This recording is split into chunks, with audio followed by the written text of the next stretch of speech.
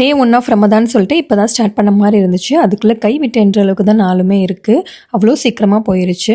இஃப்தாருக்கு வந்து மட்டன் நோம்பு கஞ்சி பண்ணலான் இருந்தேன். ஏன்னா ஒரு நாள் கூட மட்டன் நோம்பு கஞ்சி செய்யலை அப்படின்றதுக்காக மட்டனை ரொம்ப குட்டி குட்டி பீஸாக கட் பண்ணி ஸோ அதை வச்சு ஆஸ் எப்பயும் பண்ணுற மாதிரி நோம்பு கஞ்சியில் பண்ணியாச்சு. அண்ட் இன்றைக்கி ஜூஸ்க்கு வந்து கிரேப் ஜூஸ் போடலான் இருந்தேன். ஸோ கிரேப்ஸை வந்து நல்லா வாஷ் பண்ணிக்கணும். ஒரு 10 நிமிஷம் போல் வந்து சால்ட்டில் ஊற வச்சிடணும். அப்படி இல்லைனா வந்து பேக்கிங் சோடா நல்லா ஊற வச்சு வாஷ் பண்ணி எடுத்துடணும். இப்போ ஒரு மிக்ஸி ஜாரில் வந்து நம்ம கிரேப்ஸ் எல்லாமே ஆட் பண்ணிக்கலாம். அப்புறமா கொஞ்சமாக சுகர், அப்புறம் கொஞ்சமாக சால்ட், இது ரெண்டுமே சேர்த்து அப்படியே பிளெண்ட் பண்ணி எடுத்துகிட்டு வந்தீங்கன்னா ரொம்ப சூப்பராக இருக்கும்.